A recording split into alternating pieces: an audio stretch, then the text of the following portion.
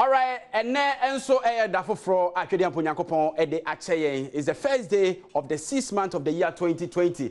Afibia ya obosume makumaku du emienu ne womu enti ni nchemu ni abosume nsia ne dedi kan and in the 1st June na ya mobia adwa makwaba de ba Adom TV the big agenda dwumadie so and enwumre ye won samye kuma hwe new voters register na hon sense ba bia be bokọ na fedi anu aye de unim se pam enipa bi asim akakopie manhia fikasiem se krobia yefra sante kotoko hene otumfo se tuso babio na ene kase empuna ehia ehye etina na mfana no ntumbi na abato komisan nya di ntwero no yede ho nkomo ebrew enanwum yemfa nase ema Rondo Motors wono adama eno aso yasene yede the big agenda won Adom TV ede ebrew de biada enwumre nonum empa mu ekosi no nsia ne ede ebrew midi ena nasai ampofoje yetwa omreba ene ensem no ebe yehu pa.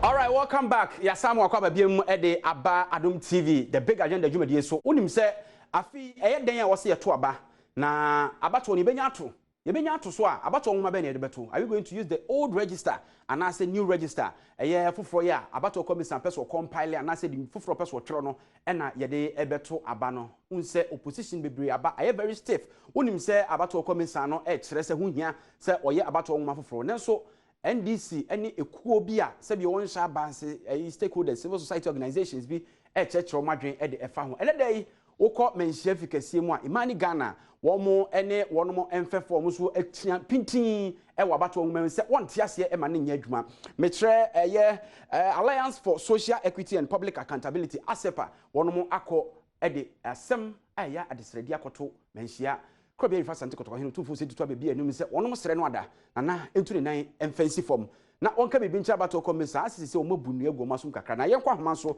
na ye ne Mensa Thompson a wono wudi akotene wo ASEPA mu eni enkomo eya Thompson wote yenkan mo adwa nwumre yo me ni amechemo so aponu boko de na me nado ofi kumase abedru nkran na da so kumase da so kumase na obi beka se ye pa fase anka pra de wada asemwe edi manhia I'm say eneno dwumadie no na ye shonko ye yakose Asantuma Traditional Council omomaye omasokaka na noma bi ekoso manim ye nyina nsu ye nim se na nanom de omo ye the custodians of the land omo na asase bi omo dia nti noma bi ekoso a na ho behia se bi ye omo sotire na kwani a na nanom nyansam ombefa so a mbcc na ede asumdwe aboma ene na ya no sa pepe eti ye ko na nanom ho Asantuma Traditional Council ne ko ye presentation the register on seminar seminar electoral commission saka nyenti o pese we register for any muntiremu nyina ya ko tiretiremu nyenti a wo yen yesusu ye mo no ye tune se ni electoral commission ye no emboa anase ya de a ha twene kakra especially wo hwe America kakra akada enima be ye bosomi nsia enurumpo na ye kwakoto aba the sounds wo coronavirus a no so my ye deal with that into me enso anu wiye nti ye gidi se o hwesan noma we nyina ekoso na se electoral commission focus o mo ye register na de ntam kakra beba ye ne kakra bitimi aba but on se assembly no ye wo two start em se amanyuku ba ko se wo finiso ba ko so wo finiso yen point of correction, I don't think say it's between Amanyoku mienu. I think no, they are more than two. Yeah, me pesa be tell Amanyoku no emu ache mienu. Nti e wo efa enu ya ebi no so omote ase, ebi so omote ase. Ahodo bi a so omo pini register no so. Eku ahodo ba ko so se won pini so. Ekwan be na nyina be fa so a ye benya ye ho ntiase ani aka se. Okay, indeed. Ya strike at the compromise. Boye nyansamu ejidi se tempo electoral commission be register na yem o won pe kwan bi o fa so obeye na se be Ghana ni bia benya ho kwanya e wetima twa ni din na e de asomdwe aba eti sansam no ene san komo no ene sa presentation no afi so du be electoral commission di procurement o ye ho nsensem ni na no ene etima mo eyi na no nyina asotiri ananom so age atom ye wo che ne se Eja Thompson we dey me ntwawa no ba said you okay nanka all striking neutrality button na just nka mo no mu gina mfimfin hwe se pepepe ye ne bekoso ana meboa exactly na so hwe ensem mo de koto dwa ne kakra yensa ka na se mo hwere gina fa se na nanom nkasa nkyere abato komisa na dimtwero no kra foforo no munyai enya sa na tie ye di kan ka se me pese wo yi anu anu ma me enya sa na tie se mo ka kire nana otumfo se ontu ne nan si so na abato komisa nya dimtwero no kra nya sa na mo de ko e ya ka kire nana nom se register no yen civil society organization dey yen peneso ye yi de ya de be bo man no eno ya fem ba ko enti ne ade na wo kan sem foforo kire me sisi e ye o kan de na se e dan so unya botre tie me a because ye ko no se nya fem ba ko pe nye ko ka kire nana no but ye ko no ye kita hu die nye nana no ko die nana no so bisa ye questions e ma ye ya no ye nkomo a ye ko di ni to fa na me ba kire o se ye ko no ya ko ye presentation a kire nana no se register no there enya de be bo man no after physical yes say try to register now because we be any so after so and some electoral commission e ka say e nyina so nti person was register no no credit any ene ye ofan ba ko ofan me no ene say after so say electoral commission no kwan so person of registration no so no so we fast akwan no so a e betimi de basa ye ni oye ni kaka aba because of a normal or per se and as a document of identification or person will use to register. And see a catch and say a crime bank near the first one. Ye day after watching you no ever boom. Okay. Simple the common grounds is simple electoral commission for the register now. And you will making sure say all the means of identification excellence will be a gun and need once and if any gun and need there. They will say electoral commission need to meet you too. It money for kwenya mani ko trade it yen sem ye no change our position Thompson ma so a yen ne kwan e be fa so a emfa basa yemba all right said ya wo di kan start ye na wo kire asemo no na je say parties bi wo no ma take entrenched position say ye pene so nti aye twintwan kakra na nanom mram unyini say kwan bi so mo twe na nanom abewura tachem amanyosem a ye say na nanom enye no e na mo twe mo abewuram minia ye ka esa se den ya be ye tafre ahwe ase wa mutu obeda ni nti obako ba ko afa nyesa minia ye ka na nanom nya amanyosem a express amanyosem na nanom eno bibi koso mo anim na enko ya na nanom ntimi informa ntu ye se wo yo hene a ntimi fan enkodore amanyoko che me ya amanyoko ni we enye sa na ye se na nanom meye ni ye na nanom nya ni se na nanom nya sinsin omo hwe afam ye nu na e twe dawre no bomu siesi won tem ne hwe kwan e be fa so a tempo ye be register na ye be ye na e kwan e be fa so ye be ye na asumdie be ba ni nyina no oman no epuntuo ene asumdie be ba oman ni ene ye hwehwe akwan bi so no unyini se eye the constitutional right of abattoir commission no na mo pese mo fa kwan bia so e ma e bia influencer nananom ewo wo mo e de suppress ya na se kwan bi so no mo tietia so on se before I be call nananom ho ye nya ne ntie se National House of Chiefs for platform South Electoral Commission Premier so won nkunka womra nanka won the way o ma ti register no nsem bebre ewo fidie so ne womna no metro mo ne ekoso ade property ekoso na Electoral Commission for yanko so atiase imprensa ni nyina o manko so atiase but you say otumfo de sebe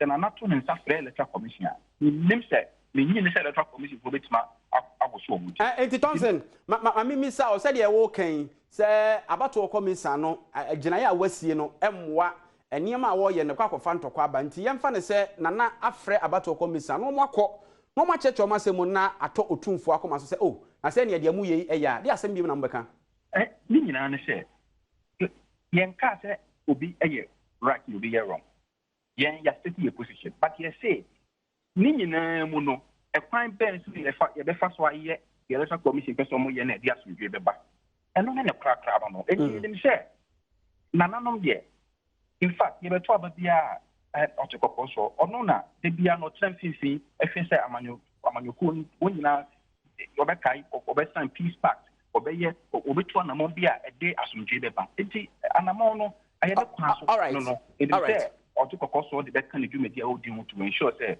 abattoir be to 2020 no e dia asomdwe be ba Thompson, Mamina was CP Wabra Wajenime Edin Common Enumerate on the big agenda Jumedi. So Yenua Bema Mensa Thompson and a Penia or da Asepa Anona. Quickly, young call say your cast a big agenda, all the topical issues, big issues na ekoso ewo memono edenya discuss ewo FDA so na yeko NDC amanyokono wono akache ne de offer central for share mu as easing of restrictions no mampani di to dwa no won mom hunu no said ye Ghana phobi ehunu no no omasem ene se aban no wadwen foforo bi na se yadwen enkoso Sami Jemfi NDC Communications National Communications Officer.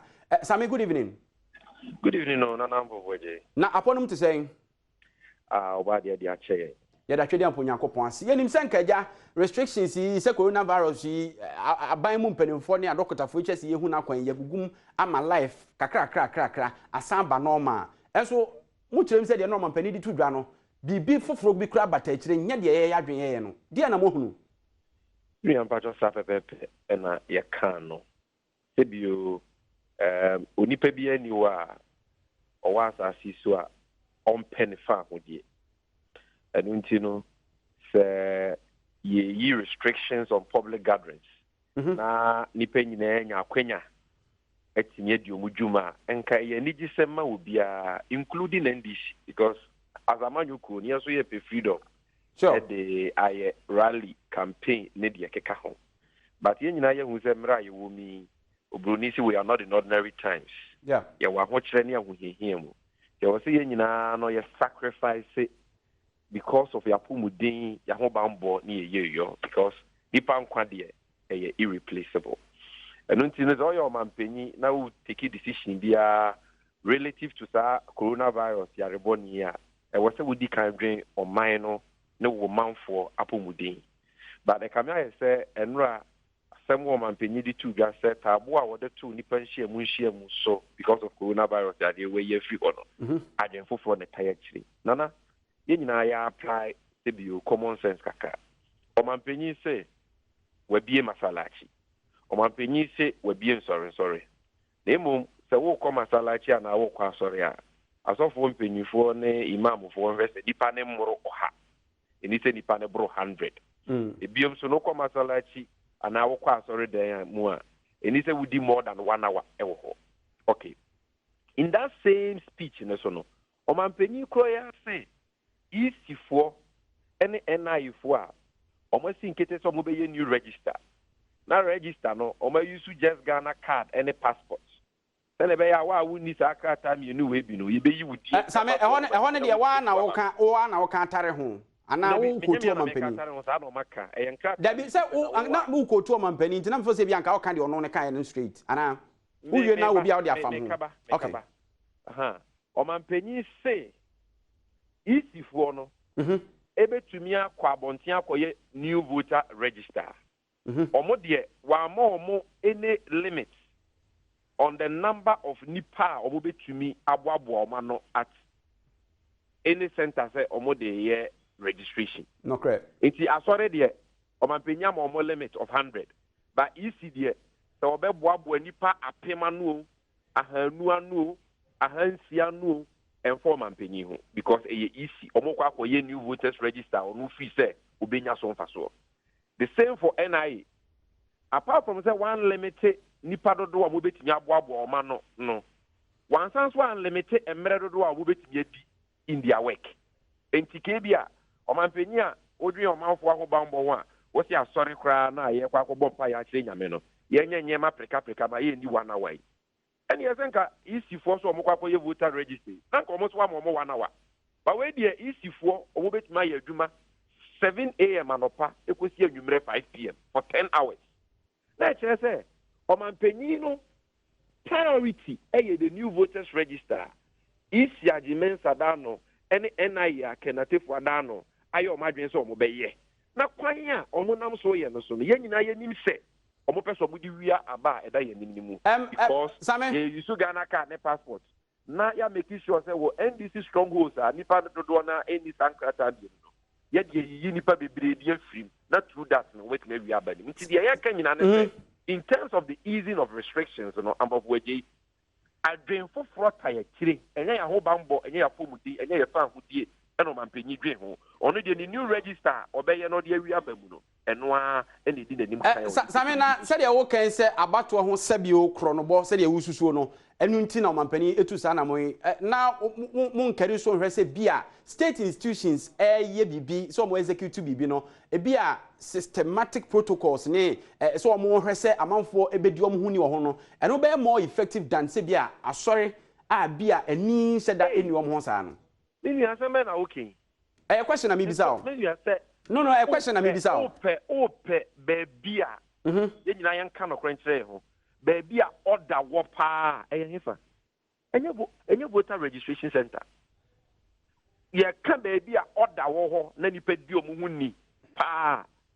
Utumi nka nje me say baby a ye twetwe voters din ti say de ya ye hu no man we mu. Na nipa sa light tin na ntokwa asi na we challenge we no eno no order wo ho saying asori dem a ye kwa akobọ mpaye asofo di omu hu ni obo betimi ahyehye nkonwa atitim ni menka say ye mi asori mo bianko me say the why restricted the number of people a obokọ asori a eye why restricted mra ye betimi adi na asori a eye obi ani woni eno hu problem because one my ati say still no ye benya ye fa ahudie kra ye nya ne kakra na nkwanko constitution so body bia de amre but in that same vein no adwen papa na wo team na nya new voters register na edi wanim kind dia and ye na wo senka EC ni NI a wo mo kwan so mo nkoye o madwuma no wo de san hyehyɛ ye na so ye de egu akwa mu fo o madwuma ne ho Same NI wo betumi akwa akoye Ghana card Same ya wo ye no emma center bia ni nipa ne mro 100 if there's some by 10 hours, no, Same, 5 hours. Same, maybe who said you decisions that we take, you know, based on science because pere yo ye de Same tete I know what you make kakra. I know what you make kakra. Na eba sorry I was in 100. Same 1 hour penny ni na sorry. Same then eba ECD a omo betinya gada nipa 1000. Omo betima ye adwuma 10 hours. Same meba granted meba Same no e voter register no na Sammy, granted, say, maybe a voter register and a new one, no easy and Timian compile. Some restrictions in Yaya, dear Nuncoy, and that's all. Fanny said, a brew December 7th, young Conquaba, often said, yet the restriction to time at the Tuabahuan. Dear son, I come work on. Yet the restriction is to time at the Betuabahuan. Not Sans say, no, but Bogana for who buy and this for you, so Naya territory. Yeah, for 2 hours in Tuaba. I'm not say. I was here to about 7 December. But Mrana and Kasa was here to about 7 December. No, and until I import in 2012, you are to about and now you knew in so many parts of the country because yes, say, and to say Ariaba, not your cousin Nipani police station that 7 December and Kotwaba. Me and himself, I'm a so am I adding it in Yatre na Ubianam Swenyabi. All right, thank you very much, Sammy. I'm saying a brand new team. I'm so na Dankwa Institute. And so and they also friends and travel share media. As some of the two say obi bia o pozu and also sorry tear doing travel from not just say an attack on the country's democracy. Na enyo bia say Richard Ahiagba and address here. Richard, yamwa join you. Yeah. Mun samu amoka se obi a obeka se tia dimtwofo fro efa abato onwoma ho no na opese woye bibi di tia omeka bimamka bi no mu bu a kire sei yo madawase na machia wotefo de wo mo ne se kabima minka bi amamu a ye wo mo Fourth Republic ayamra na edi eduma one ebra same kasa no na o kamera constitution kire we kire eno ambamu a obi betumi de patapa aba be kasa ono person ye president yenya ano aye de bekasa ho ni fi bai enti dia ya ba ye de yeduma no ayemra te ye na yebu emra ne di mutia ye besa ko edadam ade besa enti EC register omo ye ne dada 2012 no sa register no unyoma ye de ni ato ya ye research aye mu sa register no omo anye no kurem argument over the years, or say over the weeks and months, even a few years. Argument in here. The Amaya any say register no is bloated. Register no is say indeed. So because the register is bloated, ebi adi opeso trend and they say nipa ewomu no and say so omu and say so omu no ewum. And then you know so ntia ombeka sa na ye the enti aye say eti amra. says I register. Minim so drive at Supreme Court ruling no say nipa bi the National of Insurance ni ade register. But ade na me pese wo focus on and then truly petition and Imani any asepade akakoma menhia say omo petition omo de akono. Omo ko say register enti munye djuma. Menanya sa no pese omo say. Da bi omo say anka otumfo ho ne yisi ne nkasa no munya akra. No munya register yo. Omo nya yo. Na mwa. Mesro. Na no otumfo ntumi nkasa because oni mra. Because ati uditi register no a omo say one yisi nkasa no. That register no. Enye register yitu a eboa democracy because number one, easy at the time omo person omo yes register no. Omo call parliament. At the share omo de buy register no call parliament. Ema parliament dey ho abobo and omo approve say okay, we na mo fan ko yedwuma. And ye dey show omo sa CI 72.